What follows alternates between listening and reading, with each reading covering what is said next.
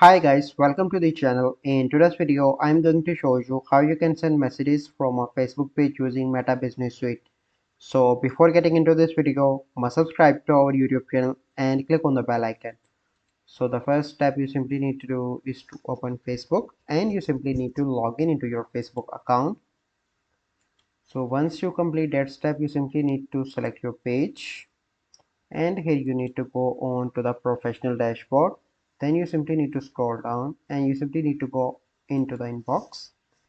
So once you are in an inbox, then it will redirect you to the Meta Business Suite, and here you can easily reply to the customers whoever send you messages. You can also connect to the Instagram as well if you want to do that from here. So this is the process by which you can send messages from a Facebook page using Meta Business Suite. So I hope you find this video helpful. If you find this video helpful, must like this video, subscribe to our YouTube channel for future videos. We'll see you in the next video. Thank you. Have a good day.